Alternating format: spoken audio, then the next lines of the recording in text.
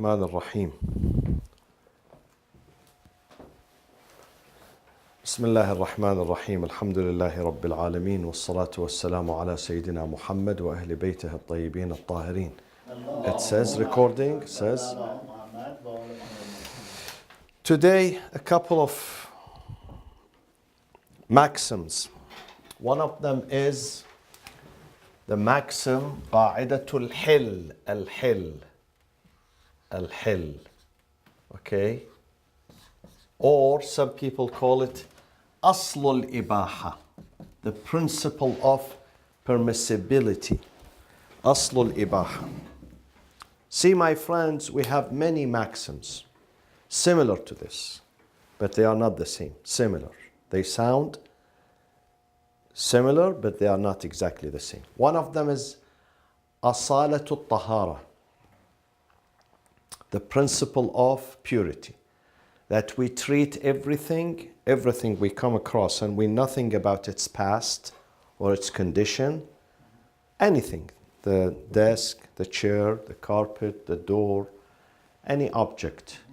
If we don't know anything about it, we have no previous knowledge, we don't know whether this is tahir or najis, pure or impure, then we should treat it as being pure. Or أصل الصحة, we come across any act and we have doubt whether this act is being done right or wrong, then we assume that it is right. And then we come to this one, أصالة الحل. We come across a situation where there are two possibilities. Let's say a liquid. This liquid could be halal or haram. This liquid could be vinegar, which is halal, or it's still a wine. It has not turned into being a vinegar. And we really don't know. There is no way to know. No way. Neither from the smell you can know. Nobody is there to tell you. Neither from the taste. You don't know. So in this case, we treat this as what? As pure. As permissible. Asalatul hil. When it comes to the things that are edible, to the food, to the drink, and to what we wear too. Assalamu alaikum wa rahmatullah. And to the dress. You come across a dress. You are in the market. And you don't know whether this dress is halal or haram. You come across shoes. You want to buy a shoe. And you don't know whether this one is halal or haram. Sometimes you know. Sometimes you know. Let's say an example. The shoe, it says genuine leather, 100%, genuine leather. And this leather is taken from an animal that has been killed or slaughtered un-Islamically. Not according to today's language, not zabiha, non-zabiha. غير مذكى, non-zabiha. غير مذكى. Then that leather, you know. Then you know. That leather is what? Permissible or not? No. Not. Because it has been taken from an animal which is غير مذكى. But if you don't know, I can't tell. So you treat that as permissible. So it's about this maxim, Dr. Ali and Dr. Omid, is about food, drink, and dress, clothing, where we do not know whether, and it has the possibility, these three categories, it has the possibility of being lawful or unlawful. And we have no way to know, then we treat it, according to this maxim, as being أصل الإباحة or الحل. الحل or أصل الإباحة, permissibility. Treat as permissible. Yes, we treat it as permissible. However, There are instances, couple of instances where they take precedence over this. This would not be acted. It becomes inactive in a couple of instances. They are more powerful than this. One of them, when you come across an animal being killed, and you have a doubt whether this animal being killed according to the Islamic rules or not, this is dhabiha or non-dhabiha, then what takes over is asalatu adam al-tathkiyah. Asalatu adam al-tathkiyah. Asalatu, which is, this is a maxim itself. Adamu, adam, none. Adam al-tathkiyah. So we have to rule, in case we don't know, then the none takes over. So we treat this. You go to the butcher's shop and you are about to buy meat and you get confused. You don't know the man and nobody would tell you about the meat. Sometimes there is a sticker. The sticker, there's someone standing, or you know the shop, you Google it, you search, so you know some knowledge. But let's say you came across a place where there is no way to know. Sometimes it's Suq al-Muslimin, market of Muslims. You don't have to ask. You don't have to say whether this is halal or haram or zabiha, or you don't. But let's say you come across a situation, none of these indications are existent. So this one takes over. But other than this situation, when you come across food that carries the possibility of both, and I gave the example of the wine and the vinegar. The vinegar is turned, the wine actually is turned after a period of time into, it has to be treated. Then the wine itself will be vinegar. This is why when you buy vinegar from the market, it sells red wine, white wine, whatever wine. It used to be wine, but then it turns into vinegar and it becomes tahir. Not only tahir and halal, both. So now you come across this bottle and you really don't know. Is this still wine or it's now vinegar? You don't know. You treat this as permissible. Why? Because this is any liquid that you don't know anything about it. Any liquid that you don't know. You go to the supermarket, there is a new liquid and you read, but you didn't get anything about what they call them, contents or ingredients. And no clue. And nobody is there to tell you. And your wife is not usually women, they investigate, men, they are careless. And you want to drink this. Drink it, enjoy it. You treat this as being permissible. Or the food. You come across food that you never heard its name. First time. Vegetation, or not meat, because we said meat, there is a specific, Or fish, let's say fish. You are in the airplane and you ask the flight attendant about the fish. It says, well, I really don't know what type of fish. We have 50 types of fish, so I really don't know which one. And sometimes she tells you, you don't know the name. You don't know the name, whether this is halal or not. So here, it's permissible. You assume that this is halal, whether it's food, drink, or a dress. The second, Salat al-Adam, that one you said is... Asalat adab al-tathkiyah. Yeah, that one. That rules out. That comes first. So when you come to an animal and you don't know whether this animal has been slaughtered correctly or incorrectly, then you assume incorrectly. Adam al-tathkiyah. Because tathkiyah needs a special proof. You can't just assume. Tazkiyah, you need someone to tell you, yes, this meat is halal. And what does it stand for? عدم التذكية, عدم التذكية, non-zabiha. non-zabih. Non-halal, basically, non-halal. Because tazkiyah, Dr. Ali, tazkiyah is the process where the animal goes through. The process of slaughtering the animal. Slaughtering it according to cutting all the, what they call them, the veins, facing the Qibla, saying Bismillah ar-Rahman ar-Rahim, mentioning the name of God. This is tazkiyah. This is tazkiyah. If one of these missing, then it is non-tazkiyah. It's غير مذكى. Okay? Yes.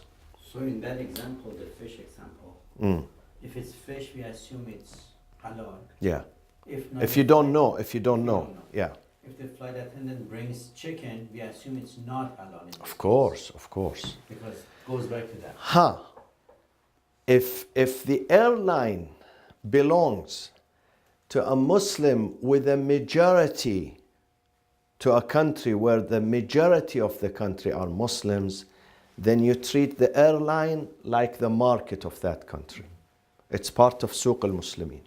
But if the airline belongs to a country where the majority are non-Muslims, and there is no possibility, sometimes they tell you in India, they are non-Muslims, but all the butchers are Muslims. Though the Indian, they are over 1 billion are Hindus, non-Muslims. But this is what I was told. This industry, butchery, it's in the hands of the Muslims. Because Hindus, they don't eat, meat. So here also, you know that this has been slaughtered by Muslims. But if it belongs to a country where there is no possibility, then you can't. You can't eat. And if the flight attendant says, let's say, Lufthansa, Yeah. says, no, it's halal. Yeah, and if you trust her, yes, you can eat. If she says, this is halal, we have a special food for the Muslims, British Airways, Lufthansa, other airlines. Yes, they took this from LAX, let's say. The catering was from LAX, not from a Muslim country. Or from Frankfurt, let's say, or London. But then they say this is halal. And you trust the airline, you trust them, then you can eat it. The hadith, we have several hadiths supporting this maxim, and one of them is Sahiha. Sahihatu Abdullah ibn Sinan عن الإمام الصادق. Abdullah. Sahiha. First of all, it is Sahiha, my friends. Abdullah ibn Sinan عن أبي عبد الله عن أبي عبد الله الصادق عليه السلام. He says, كل شيء فيه حلال وحرام فهو لك حلال أبدا. كل شيء, everything that carries the possibility of being halal or haram. كل شيء فيه حلال وحرام فهو لك حلال أبدا. فهو it is لك, for you, حلال, absolutely. أبدا means absolutely. Okay? حتى تعرف الحرام منه بعينه فتدعه. حتى, until, حتى means until. تعرف, I'll translate later on. تعرف الحرام منه بعينه فتدعه. كل شيء, everything, every food carries فيه حلال, carries the possibility of being either halal or haram. That food or that product or that drink لك حلال أبدا, absolutely, you have to take it or consider it as being halal. حتى, until you know, تعرف الحرام منه بعينه. Exactly, بعينه means specifically I know this part is haram. This food is haram. If you know, you realize, you come to know, you have knowledge, فَتَدَعُهُ, then you leave it. تَدَعُهُ means you leave it, you don't eat it, you don't consume it. What is the word after minhu? منه بعينه, specifically. بعينه. Specifically, فَتَدَعُهُ means you leave it. Same thing from Imam al-Baqir. Same man asks Imam al-Baqir alayhi salam, the father of Imam al-Sadiq, about certain types of cheese. Apparently even at that time, not only now, we have some discussions, about the cheese and whatever. Even at that time, jubn, al-jubn. Al-jubn means al-jubn. Al-jubn, cheese. So he asks the Imam says to him exactly this, exactly the same wording. He says, كل ما كان فيه حلال وحرام فهو لك حلال. كل ما كان فيه حلال فهو لك. The father of Imam al-Sadiq, he gives the same. Until you know the haram, once you know it specifically, you have knowledge, then you don't eat. So now you go to the supermarket. Some people, they frighten you. Oh, they send you these ads. Don't eat this type of cheese and don't drink this, soft drink, and don't eat this type of a bread and don't taste this and don't. So go hungry. Go until you die. There is no need. يريد الله بكم اليسر ولا يريد بكم العسر. Unless I know. And I don't have to go and investigate, really. We don't have to investigate. Because if you complicate life for yourself, it really gets complicated. And then you live your life always suspicious about things, about food, about drink, about... Take it easy. Take it easy. يريد الله بكم اليسر. Yes, the day you realize with concrete evidence that this type of oil, this type of fish, this type of fries, this type of, it has, something. Oh, another example for the doctors. The alcohol, we have many types of alcohol, different types of alcohol. Some of them in Islam are acceptable, meaning they are treated as halal. Other types of alcohol are forbidden. You come across an alcohol and you really don't know. You don't know the type of this alcohol. Nobody is there to ask, nothing written, but there is alcohol. Then this is a product that has halal and it could be halal and it could be haram. It has both possibilities. In this case, it could be halal and it could be haram, but you don't know really. No concrete evidence, then you treat it as halal. Until you are told by someone trusted, or it is revealed to you, somehow revealed to you that this is haram, then tada'uhu, you leave it. I had a question, two questions. What about those products like Laziza? They say non-alcoholic Beer? I mean, but it looks They like a beer. Yeah. They drink it. In Iran, they drink it. Okay. People, they drink it. Yeah. Another one is gelatin too. Gelatin sometimes is one that... Gelatin is debatable. Gelatin taken from nabatat, which is vegetables, is okay. But the gelatin that is extracted from animals, it's debatable. Some scholars, like the late Ayatollah Khoi, he says it's okay because it has been transformed, and once the product is transformed, chemically transformed, then it becomes halal. Ayatollah Sistani says no. So kind of like the wine Stay away. vinegar, it was transformed. Yes, yeah. So some scholars believe when it is transformed, you eat, you consume. But if the label says gelatin, but we don't know which one, We can always look it up, I mean, but Yeah. let's say we couldn't find it. You don't have to go and search. We don't have to search it, okay. You don't have to search. Yeah. Otherwise, you go hungry for 10 years. No ice cream, no bread, no this, no that, no cake, no stay. So go back home. Go back to, let your mother cook, good food for you. Even back home nowadays, these products are even back home. Actually, they imported from Europe. Yeah. They often say if it's kosher gelatin, then it's okay. Mm. No, now even some scholars not believe okay. even if it is animal gelatin, it has been processed. And when the things are processed, it turns from being najis into being tahir.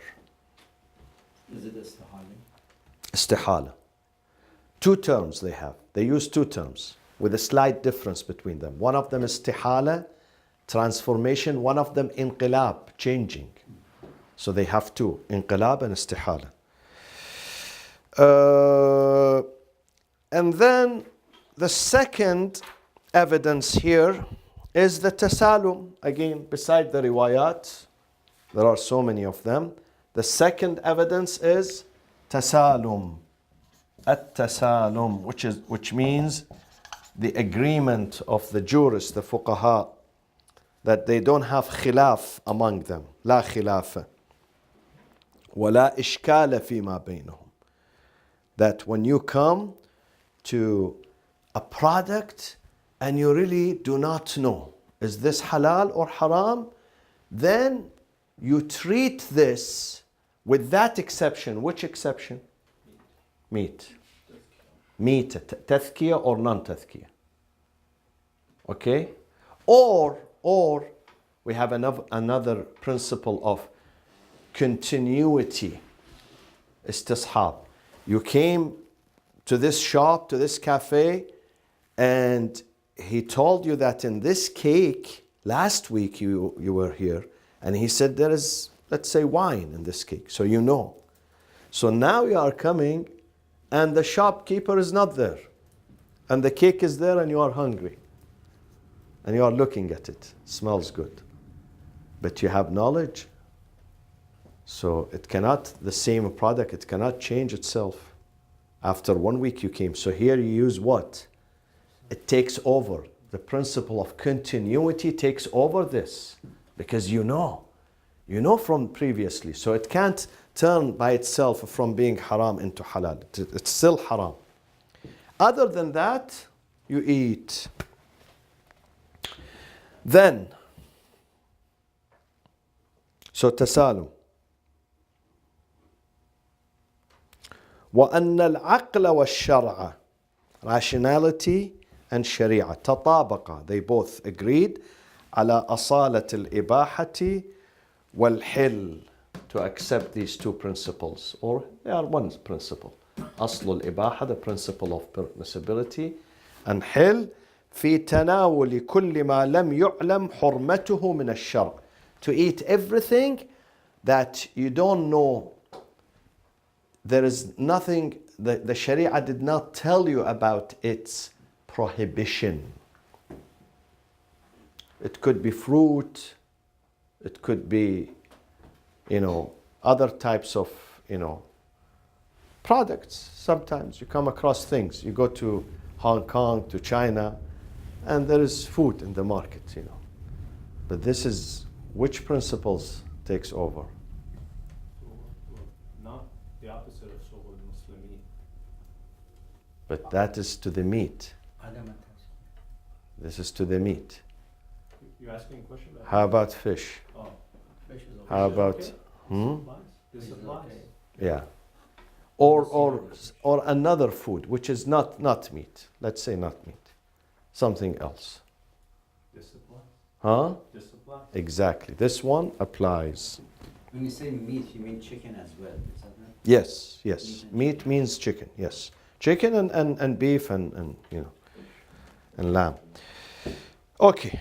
قال الإمام الخميني, there is a clause here. لا فرق في إباحة ما يؤخذ من يد المسلم بين كونه مؤمنا أو مخالفا. Imam Khomeini has an opinion here. He says, when you take a product, food, from the hand of someone who is Muslim, but you don't know about his madhab. Or let's say he's mukhalif, he's opposite to you, he's from different schools, then,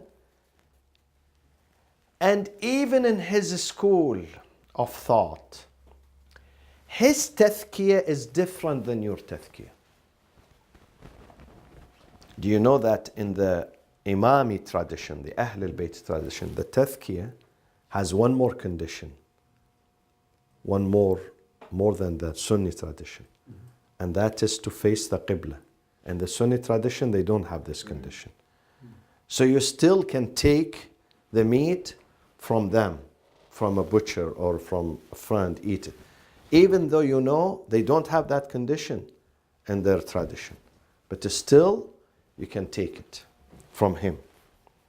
Or sometimes they do not believe in the leather, the story of the leather, but you can purchase it. Let's say you go to Turkey, to Pakistan, to these countries, or someone, mukhalif, he gave you a gift.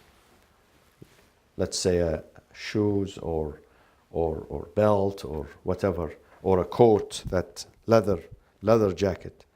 So you can use it and consume it. Or someone from your tradition, but his taqleed or his juristic opinion is different from you. He's different from you. Still, you can take that product from him, even if he's different from you.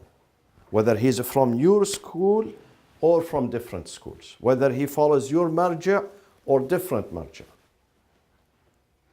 So can we apply the same principle for silk? For silk? Yeah, like meaning if you're not quite sure if it's 100% silk. Yeah, absolutely. If It- you are it not just says sure. silk, it doesn't say 100%. Yeah. Silk is just like leather. Leather, you don't know, is this really genuine 100% or 2%, 5% mixed? If you don't know. What's the ratio for silk where it becomes haram? Even just a little bit. 100%. 100%. Oh, if it's not 100%, it's okay? Yes. Oh, okay. Yeah. Okay, so if they don't face Mecca, but that breaks the biha process, right? Yani, Yeah, but we still can eat that meat. For us, when it comes to us to slaughter it, we have to face the Qibla. But for them, when you go to a restaurant that offers food, which you know, he didn't. He did Bismillah, Tasmiyah, according to his, but he did not face the Qibla. You can eat it. what about some Sunnis don't even do the process, they just move forward? They don't. Yeah. Meaning they don't do Tazkiyah? Yeah, No, this is problematic. but yeah. Because even in their tradition, they have to do Tazkiyah. Some of them, I don't know why they say they don't have to just say. Yeah, this is something contemporary. Okay. Contemporary that just happened, recently, during 20, 30 years. But if you go to the early sources, Yeah. they all agree. They all agree. Now, some of them who live in Europe, it's not easy for them. Those who live in non-Muslim societies, they say it's difficult for us. But knowing that, doesn't that change our No. behavior? No. Eating? No, because this is something mentioned in the Quran. It's not about hadith. وَلَا تَأْكُلُوا twice in Surah Al-An'am 119 and 121. Two verses, Surah Al-An'am. Speaks about do not eat from the meat where the name of God has not been uttered upon that meat. Okay. Excuse me. Yes. Most Sunnis say that if the person who slaughters Mm. is not Muslim, It's okay. it's still acceptable. Yes, it's okay. Some believe that even if he's non-Muslim, it's acceptable. Some believe he has to be Muslim. And some, like Imam Khomeini, he believes he has to be Shia. But he says you can still take the meat from someone who slaughtered it who's not Shia. He himself says. So does that mean it's not wajib but mustahab? What? No. It's wajib. Wajib upon you. Your duty is when you slaughter, it's your sheep, okay? To do it according to the, your tradition.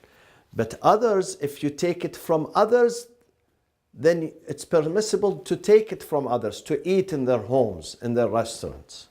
But if you do it yourself, you have to do it this way.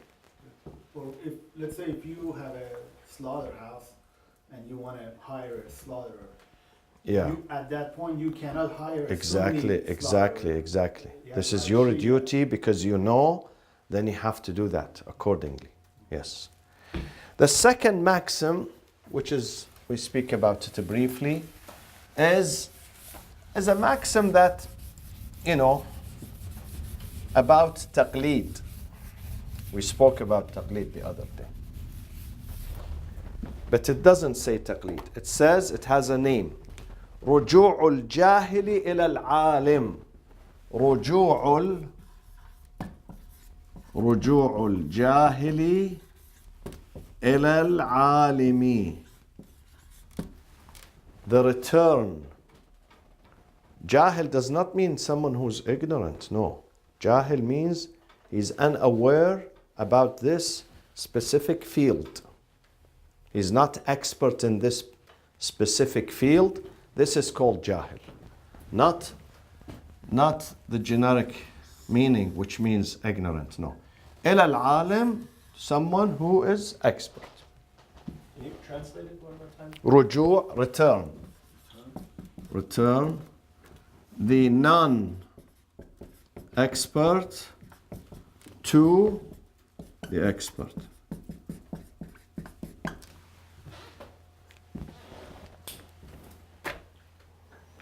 Sometimes they call it إلى العالم rather than عالم. They say أهل الخبرة.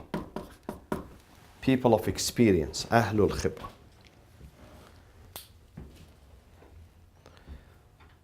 And it has many madrak. This one is rich with a plenty of proofs. Proof number one is the Quran. And Quran, it's in Anbiya number 7. Surah Al-Anbiya number 7. فَاسْأَلُوا أَهْلَ الذِّكْرِ إِن كُنْتُمْ لَا تَعْلَمُونَ. فَاسْأَلُوا, then ask أهل الذكر. إن كنتم لا تعلمون. This is a general principle that when you do not know, go to those who know. But my friends, who are specifically أهل الذكر? It's a reference to what? The general meaning Piety. is people of knowledge. But the specific meaning is what? Ahlul Bayt. Ahlul Bayt. But however, though this one speaks about Ahlul Bayt, but also we can use it to any other scholar and expert in this field. He's also Ahlul Dhikr. But in a general way, not specific way. In kuntum la لا تعلمون, if you don't know. In kuntum la ta'lamun. So this is in the Quran. When you come to the hadith after the Quran, hadith صحيحة محمد بن مسلم. صحيحة محمد ibn Muslim عن أبي عبد الله. Who's Abu Abdullah? Abdullah alayhi salatu wassalam. What does he say? He say إنما يهلك الناس لأنهم لا يسألون. إنما يهلك الناس لأنهم لا يسألون. People perish, or they get punished, or they get lost because they don't ask. لا يسأل. So if they ask, يعلى يهلك يهلك هلك هلاك أحسنت يهلك يهلك from هلك, from perishing, from halak, being destroyed, because they don't ask. So if they ask, this is an evidence that when you don't know, you must ask. If you want to remain safe and you don't do something wrong, and then you, after 40 years, you realize, then this is why the Imams, they encouraged people during their lifetime to ask them, or if they are not accessible, let's say he does not live in Medina, this man lives outside, 1 day drive, 2 days drive. That time there were no WhatsApp or emails. So he comes to the Imam, he says to him, but I really cannot come to you. Imam says, ask someone there is a scholar in your village. Go and ask him. Ask that person. So they used to encourage people either to ask them directly or those who are scholars. So this is the second. The third is what, my friends? What is the third evidence for this maxim? رجوع الجاهل إلى العالم. What is the third one? Exactly. It is part of what we call, this is the third evidence, الضرورات العقلية. ضرورات means necessities. It's part of the rational necessities. ضرورات العقلية.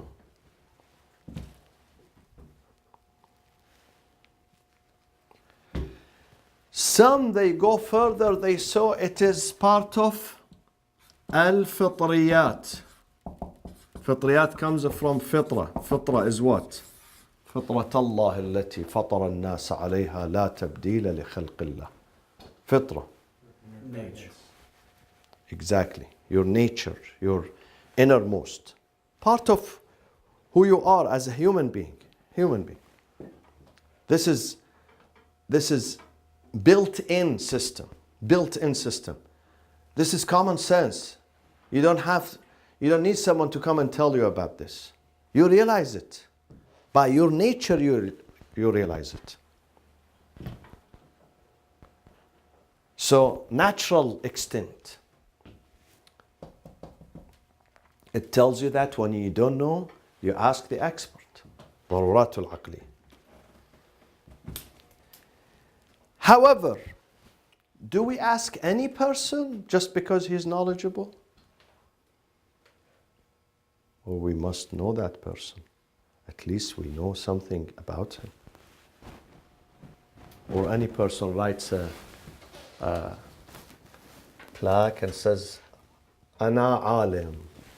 Ayatollah Fulan. Just puts his picture. Nowadays, if you go to between Najaf and Karbala, hundreds of pictures with black turban, white turban, Ayatollah al-Uzma, Fulan, Fulani. So is this logical that I go to anyone who calls himself alim? No, you gotta research the back. Exactly, because the Imam says be careful. Just like you, when you don't go to anyone who calls himself doctor. You don't go to anyone who calls himself lawyer. You don't go to anyone who says, I'm a mechanic. At least you have to get some reference. You have to ask. This is also logical. Logic entails that we must make sure, not just any alim. And therefore, Ayatollah al-Khoi, he says, if two people, two scholars, two mujtahid, they differ in the opinion, we have the duty وجب الفحص عن الأعلم. وتقليده. You are 15, you are turning 16, you want to begin your taqleed, or maybe some people did not know about taqleed in the past, now they want to begin this process. And in the town, in the city, in the country, there are two scholars. And they differ in their opinion. Someone says, you can do this, someone says, no, you can't. Here he says that it's your duty to search for the one who is more knowledgeable. But this is my comment, not this man, huh? This man doesn't say. This is my Mustafa al-Qazwini's comment.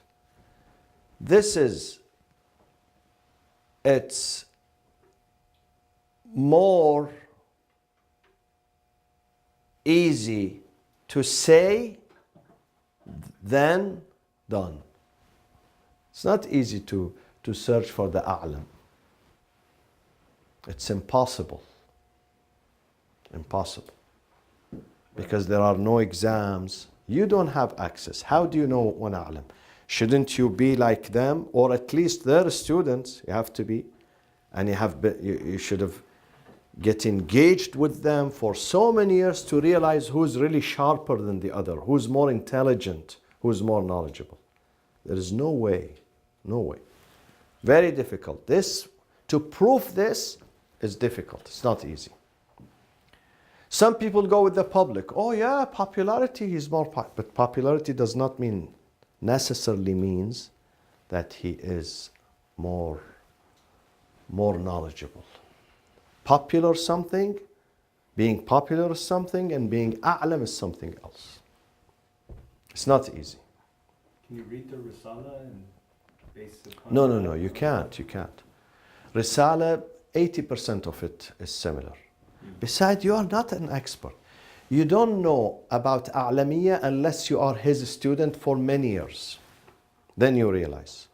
From his sharp distinction, A'lam is the one when the mas'ala is similar, but he finds you very, very, very thin and sharp difference with the other mas'ala. Here you realize that this is really smart. He's really intelligent. Otherwise, by just praying behind him, you are not going. You have to be his student.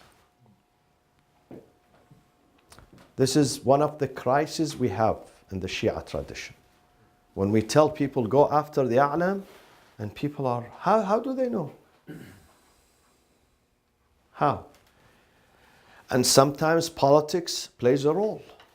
Someone subscribes to this jama'ah, someone to that jama'ah, someone to this marja, someone to that country, someone to this. It's politics, definitely politics. Politics. So it's very, very difficult to say 100% I know this is a'lam. Very difficult. Okay, someone wanted to say something? So how many madrak we have for this? 3. We have the Quran, which is embedded in the Quran. فَاسْأَلُوا أَهْلَ الذِّكْرِ إِن كُنتُمْ لَا تَعْلَمُونَ. And we have the hadith that says you must ask, and if you don't ask, you perish. You do things wrongly. Halak an-nas. Halak means their work is wasted. They've been doing it for so many years in a wrong way because they did not ask the expert. Okay? And third, aql. Allah says when you don't know, go and ask. Inquire. Search until you find. وصلى الله وسلم على سيدنا محمد وأهل بيته الطيبين الطاهرين. If you have political